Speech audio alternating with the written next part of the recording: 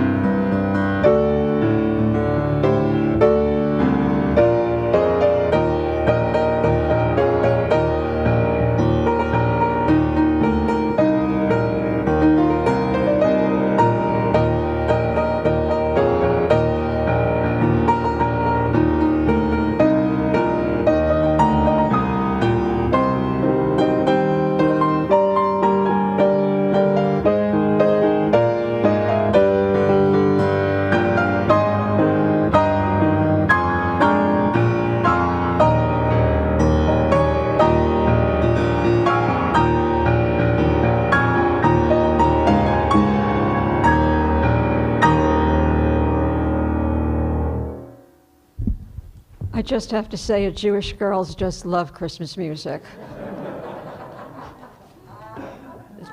Thank you, Jeff.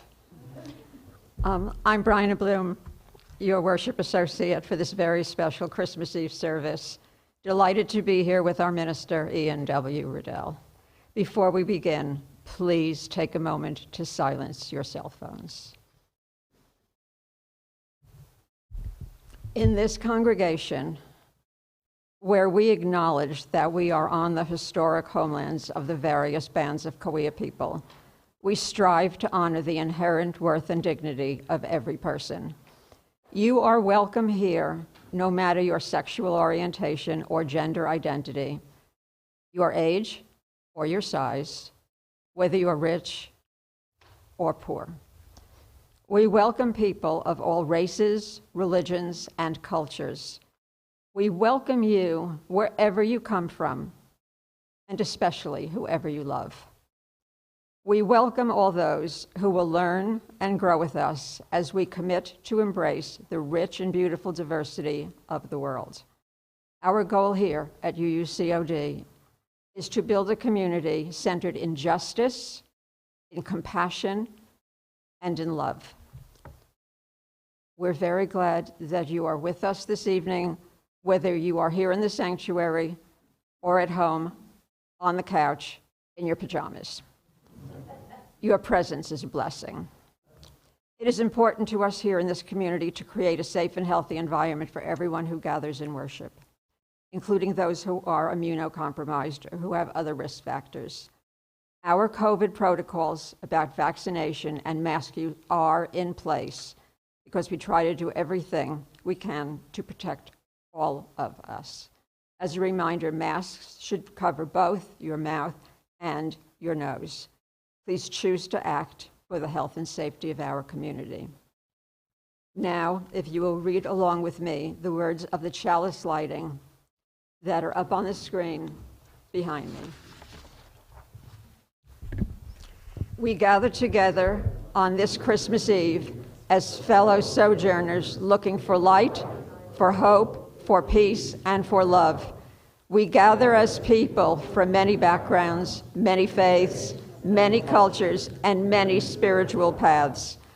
But as we light this chalice, we gather as one body, looking for its message to all humanity. Its message is that there is light, there is hope, there is peace, and there is love.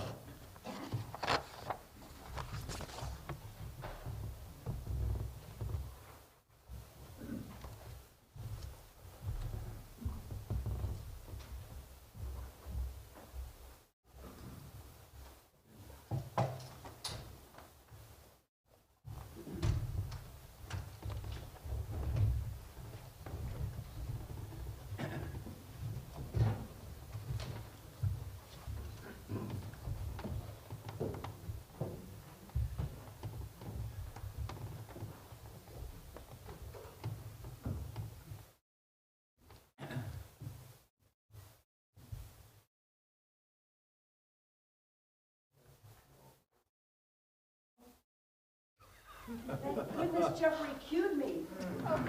We have a new protocol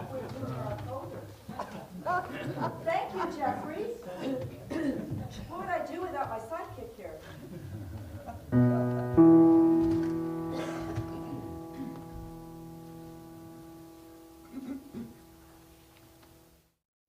Glorious, glorious kingdom, glorious, glorious kingdom, glorious, glorious kingdom, glorious, glorious kingdom, glorious, glorious king, and they say that his name is Jesus. Glorious, glorious kingdom, glorious, glorious kingdom, glorious, glorious, glorious, glorious kingdom, glorious, glorious king, and they say that his name is Jesus. He come from the glorious, We come from the glorious kingdom. he come from the glorious. We come from the glorious kingdom. Oh yes, believer. Oh yes, believer. We come from the glorious. We come from the glorious kingdom. Glorious, glorious kingdom. Glorious, glorious kingdom. The Virgin Mary had a baby boy. The Virgin Mary had a baby boy. The Virgin Mary had a baby boy. And they say that his name is Jesus. The shepherds came when the baby was born. The shepherds came when the baby was born. The shepherds came when the baby was born. And they say that his name is Jesus. He come from the glorious. We come from the glorious kingdom. He come from the glorious. We come from the glorious kingdom. Oh yes, believer. Oh yes, believer. He come from the glorious. We come from the glorious kingdom. Oh yes, believer. Oh yes, believer. He come from the glorious. We come from the glorious kingdom. He come from the glorious. We come from the glorious kingdom. He come from the glorious. He come from the glorious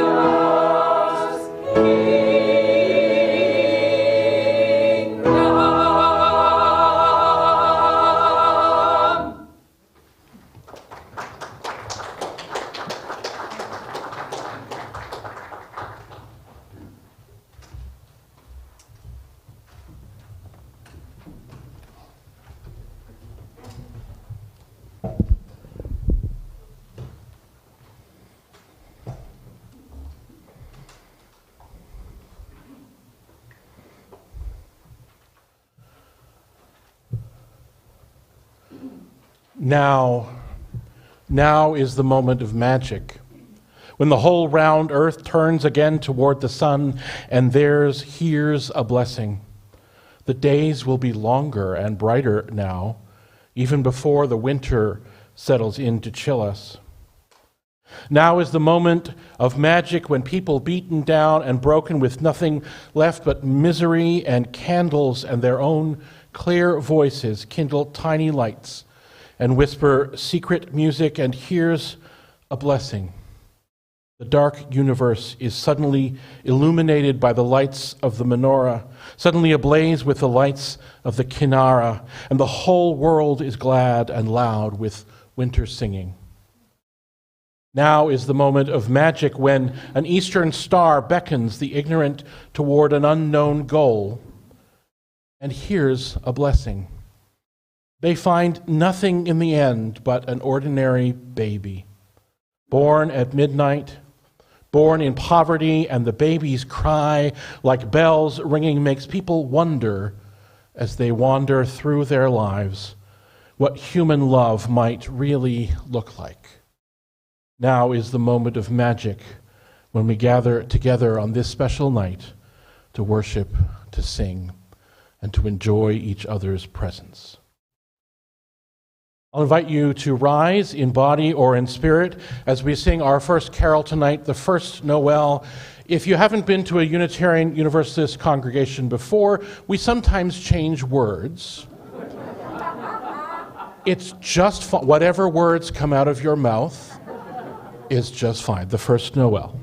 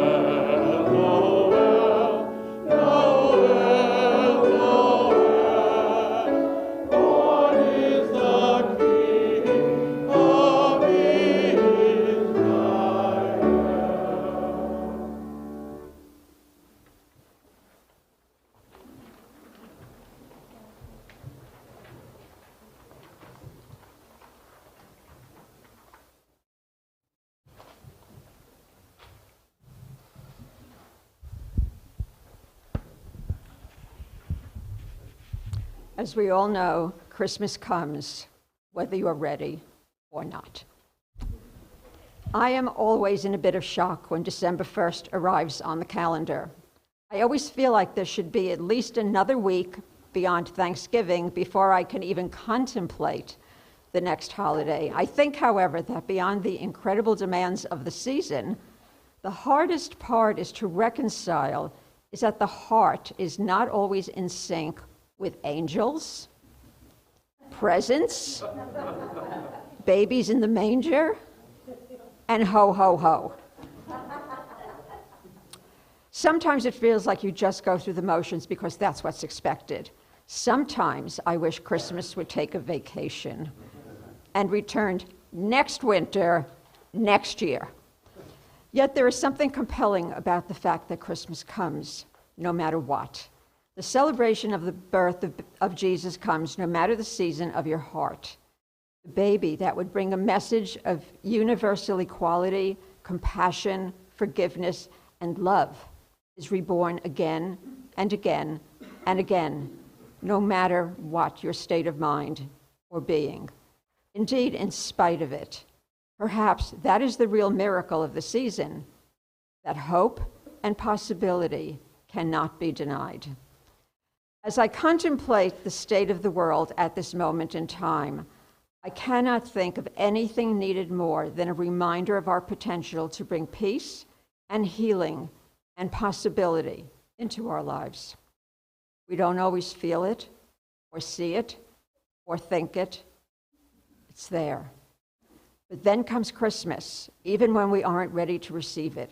A reminder that no matter what season of the heart we are in, no matter what struggles or grief are consuming us, Christmas will not let us forget the light that was born in us, even on the darkest night of our souls.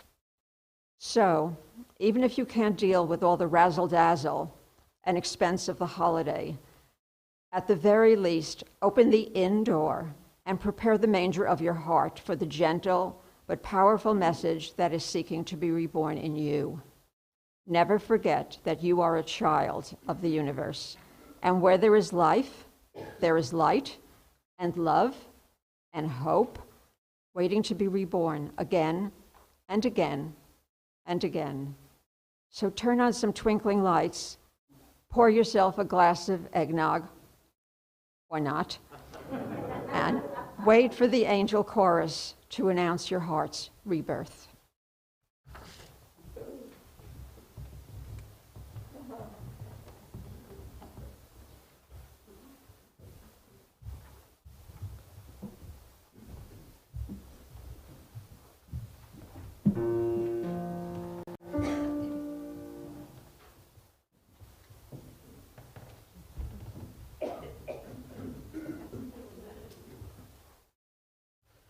Caroling, caroling, caroling, caroling, caroling, caroling, caroling, caroling, now we go. Christmas bells are ringing, caroling, caroling through the snow. Christmas bells are ringing, joyous voices loud and sweet, and sing the sad of heart to cheer. Ding dong, ding ding dong, Christmas bells are ringing. Caroling, caroling, caroling, caroling, caroling, caroling, caroling, caroling through the town. Christmas bells are ringing, caroling, caroling up and down. Christmas bells are ringing. Mark ye well the song we sing, gladness, light and tidings we bring. Ding dong, ding ding dong, the Christmas bells are ringing. Caroling, caroling, caroling, caroling, caroling, caroling, caroling near and far. Christmas bells are ringing, following, following yonder star. Christmas bells are ringing, sing we all this happy morn. Lo, the King of heaven is born. Ding dong, ding dong, ding dong, ding dong, ding dong, ding dong. Christmas bells, Christmas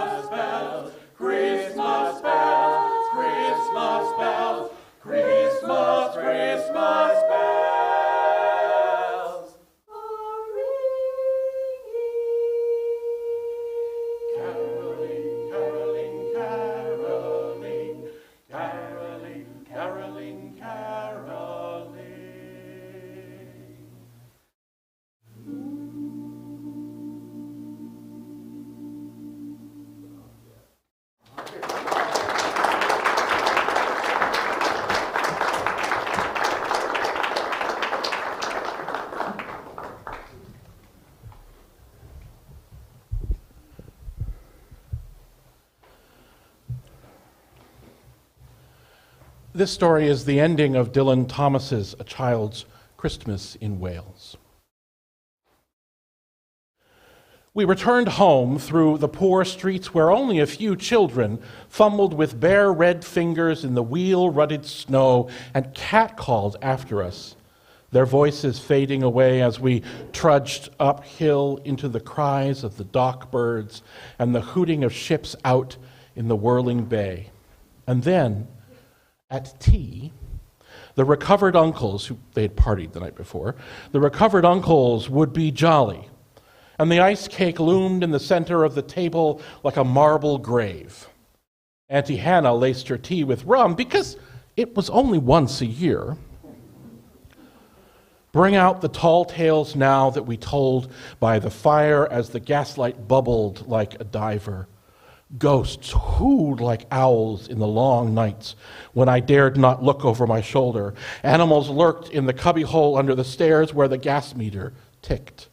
And I remember that we went singing carols once when there wasn't the shaving of a moon to light the flying streets.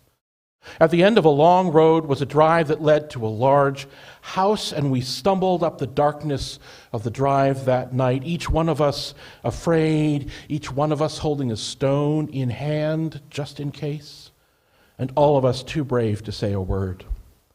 The wind through the trees made noises as of old and unpleasant, and maybe web-footed men wheezing in caves. We reached the black bulk of the house. What shall we give them? Hark the herald? No, Jack said. Good King Wenceslausness. I'll count 3. 1, 2, 3, and we began to sing, our voices high and seemingly distant in the snow-felted darkness round the house that was occupied by nobody we knew. We stood close together near the dark door. Good King Wenceslas last looked out on the feast of Stephen. And then a small, dry voice, like the voice of someone who has not spoken for a long time, joined our singing. A small, dry, eggshell voice from the other side of the door, a small, dry voice through the keyhole. And when we stopped running, we were outside our house. The front room was lovely. Balloons floated under the hot water bottle gulping gas. Everything was good again and shone over the town. Perhaps it was a ghost, Jim said.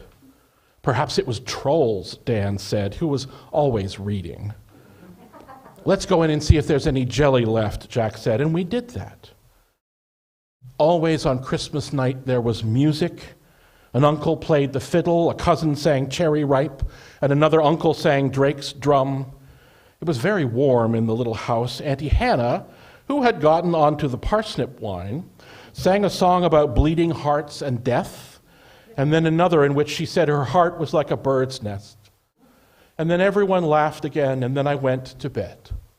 Looking through my bedroom window out into the moonlight and the unending smoke-colored snow, I could see the lights in the windows of all of the other houses on our hill and hear the music rising from them up the long, steady, falling night. I turned the gas down. I got into bed. I said some words to the close and holy darkness, and then I slept. We're going to take an offering now. The offering on Christmas Eve is special. It traditionally is offered to the minister's discretionary fund, which is a fund that you invite me to use to help people in our congregation and our community who are in need. Help with rent, an electric bill, a vet bill, or travel from somewhere. But this year, we'll split our offering this evening between the minister's discretionary fund and the Unitarian Universalist Association Disaster Relief Fund, which helps those who live in disaster areas get back on their feet.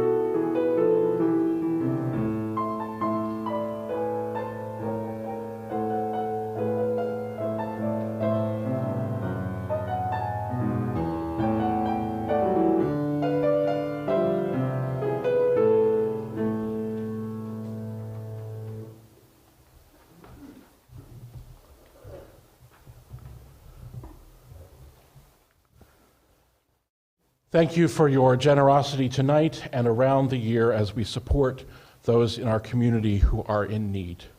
If you are at home, there is a link that has been sent to you, and you can choose to make an offering by clicking on that link in that email. Thank you for your generosity.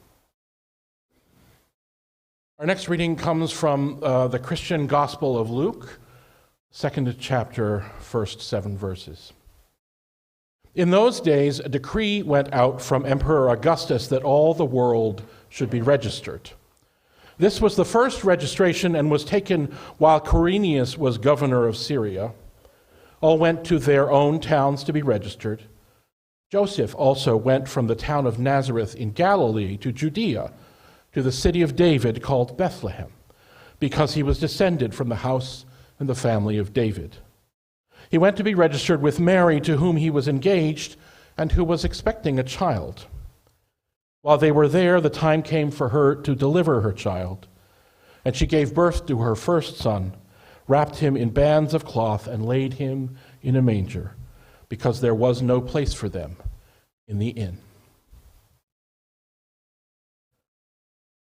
Will you rise, please, in body or in spirit as we sing together, "It Came Upon the Midnight Clear," as we get ready for the arrival of the shepherds.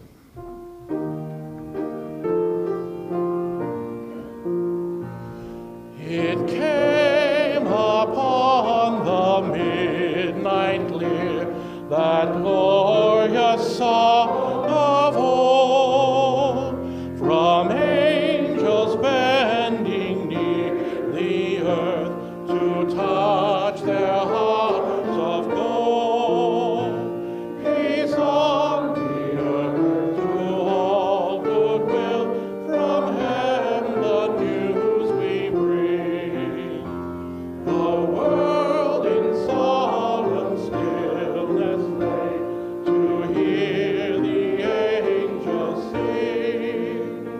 Still through the cloven skies they come, with peaceful wings unfurled, and still their heavenly music flows for all the weary world.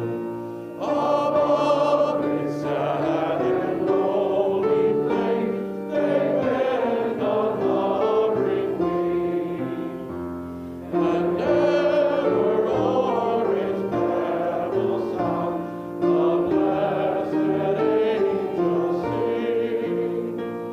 But with the woes of war and strife, the world has suffered long. Beneath the angels' train have rolled 2,000 years of wrong. And we who fight the wars hear not the loves of which they bring. Oh, hush the noise of battle strife, and hear the angels sing. For lo, the days are hastening on, by prophet marks foretold, when with the ever-circling year around the angel roll, when peace shall over all the earth its ancient splendors fade, and the whole world give back the song which now the angels sing.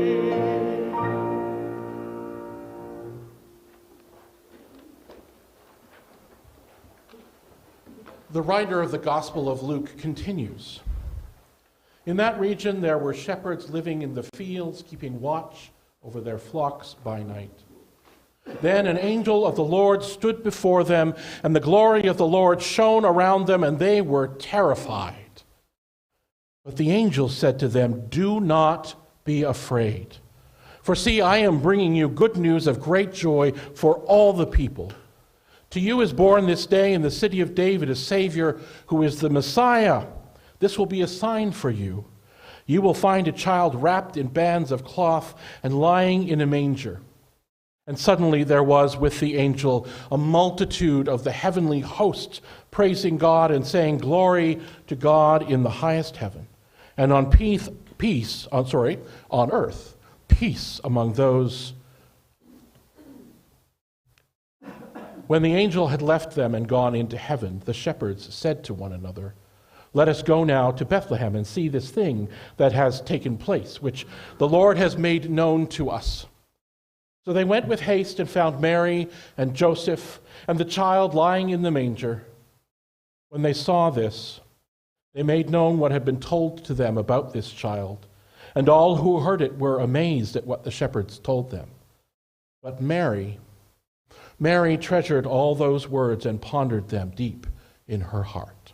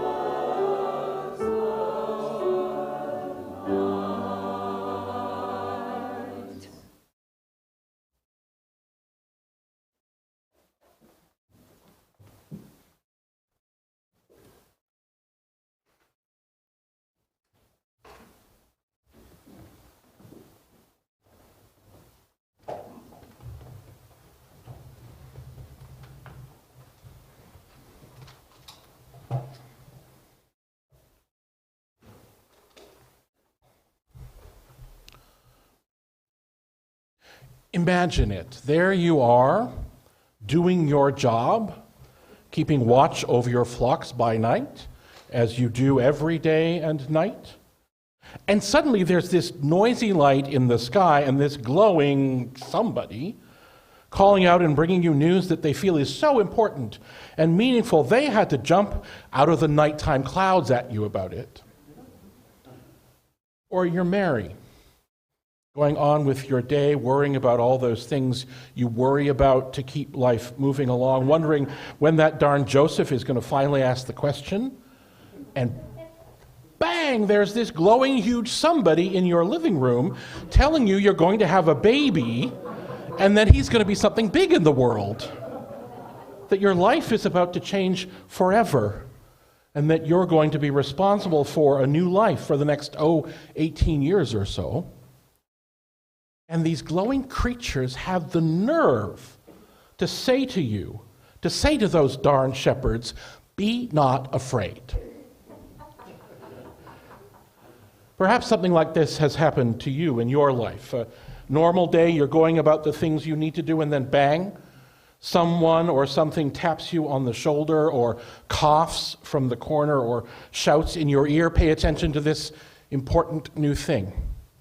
A surprise. Something new to you that you now have to deal with. Something you weren't expecting or needing or even wanting at all. And now there is a new responsibility, a new worry, a new possibility, a new hope, a new way the world is going to change, and we're going to have to rearrange our plans to deal with it. Sometimes it's a great thing. Sometimes it's not something all that huge. Sometimes it's devastating. And sometimes the world around you or people around you start acting like those darn angels. Don't be afraid. It's all going to be fine. You'll do great. It could be worse, so don't worry. And you know, sometimes it will be fine. And sometimes it won't be. And regardless, it's probably going to be hard work and stress and maybe pain. It's annoying often. And sometimes it's painful when those around us refuse to acknowledge that this newness might be difficult and that we might need something other than a pat on the back. And fear also creeps in, doesn't it? Fear of the unknown, fear of failure, fear of anguish or destruction. Thinking about fear at Christmas time has made me think about how many of the stories we tell this time of year deal with fear.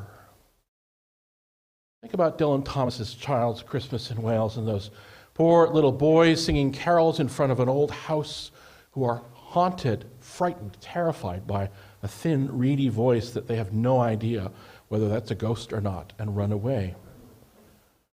And that one of my most favorite and a very famous story told at Christmas time of Ebenezer Scrooge, the man who is not the nicest person in the world and has been visited by three spirits on Christmas Eve who take him to see Christmas past, Christmas present, and finally, Christmas yet to come.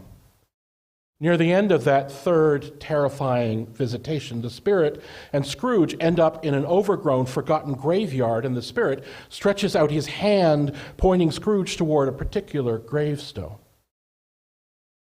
Scrooge crept towards it, Dickens writes, trembling on as he went, and following the finger, read upon the stone of the neglected grave his own name, Ebenezer Scrooge. Am I that man who lay upon the bed? He cried on his knees. The finger pointed from the grave to him and back again. No, spirit, no, no. The finger still was there. Spirit, he cried, tight clutching at its rope, hear me. I am not the man I was. I will not be the man I must have been, but for this intercourse. Why show me all of this if I am past all hope? For the first time, the hand appeared to shake. Good Spirit, he pursued, as down upon the ground he fell before it. Your nature intercedes for me and pities me. Assure me that I may yet change these shadows you have shown me by an altered life. And the kind hand trembled. I will honor Christmas in my heart and try to keep it all the year. I will live in the past, the present, and the future. The spirits of all three shall strive within me. I will not shut out the lessons they teach. Oh, tell me I may sponge away the writing on this stone. In his agony, he caught the spectral hand, and it sought to free itself, but he was strong in his entreaty and detained it. The spirit, stronger still, repulsed him, holding up his hands in a last prayer to have his fate reversed. He saw an alteration in the phantom's hood and dress. It shrunk, collapsed, and dwindled down into a bedpost. In these stories in our lives, we are often, in the end, we are alone in the quiet place, Mary pondering after the shepherds leave, the silence of the night. There, like Mary and Joseph and the smelly sheep and shepherd and foreign wise ones with their smelly gifts, after the angels with all of their glorious light and incessant praiseful singing. There, like Dylan Thomas, after caroling and scary voices and drunken relatives singing. There, speaking words into the quiet, holy dark. There, like Scrooge, shaking in fear, alone on his bed after the third terrifying spirit has left him. Just Mary and Joseph and the new life they are now responsible for. Just us alone and the worry about what comes next. There is anxiety, of course there is, but those feelings are not who we are. It's not that we shouldn't have fear. Of course we do. But we are not that fear.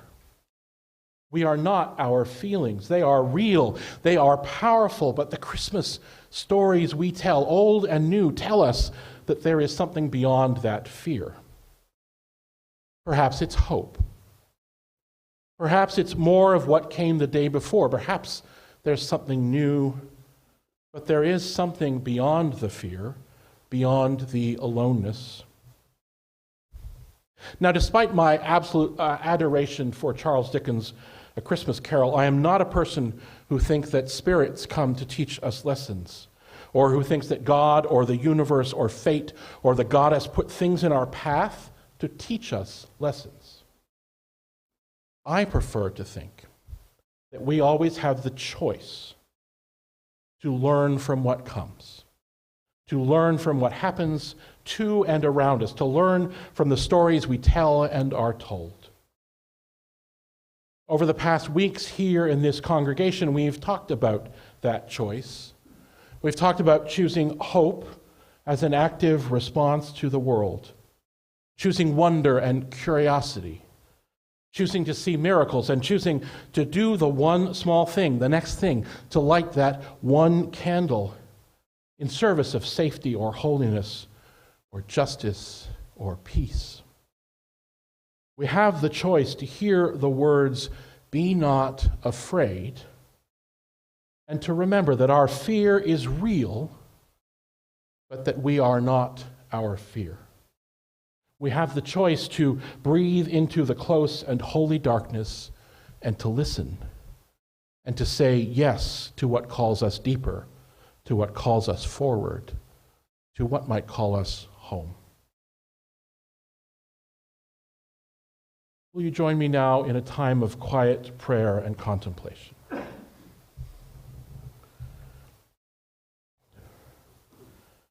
Spirit of life, fire of love, voice of hope, love that runs through our veins and our hands and our hearts and brings us possibility.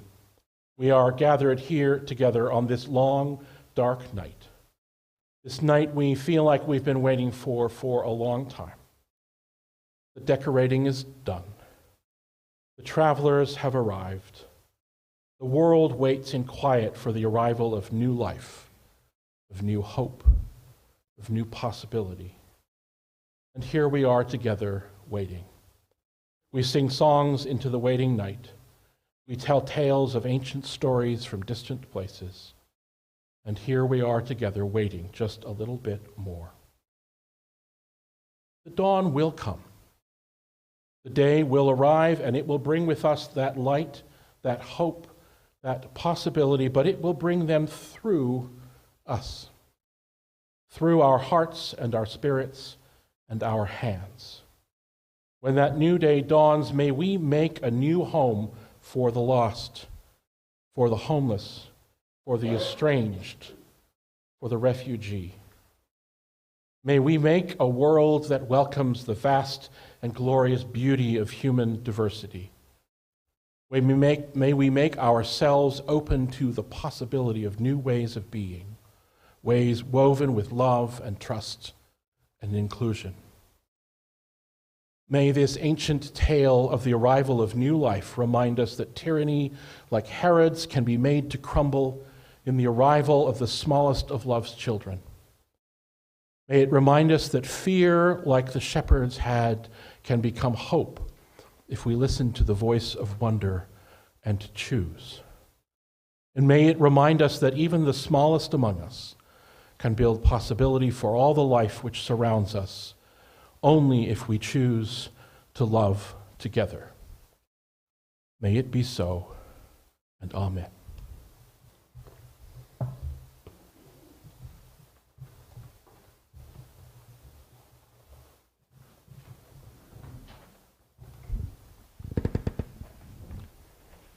Please join with me as we extinguish the chalice. We extinguish this flame for the last time in 2022, but not our light, truth, our warmth of community, nor our fire of commitment. These we carry in our hearts until we are together again in 2023.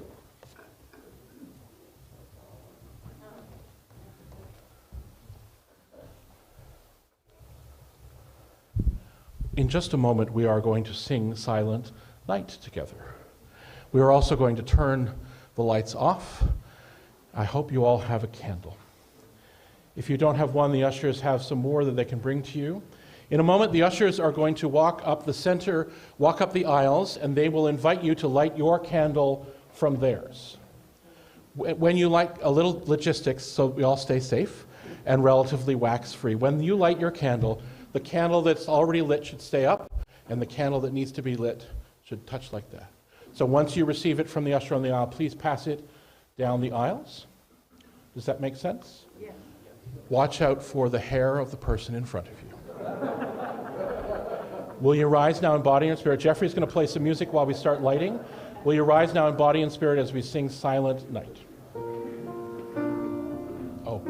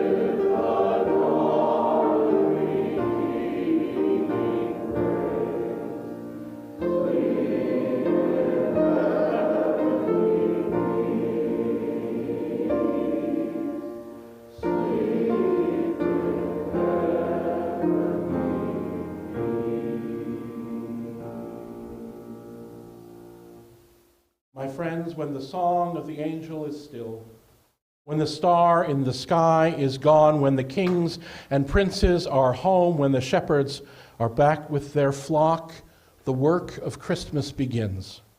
To find the lost, to heal the broken, to feed the hungry, to release the prisoner, to rebuild the nations, to bring peace among people, to make music in the heart. Go in peace, my friends, to love and serve the world.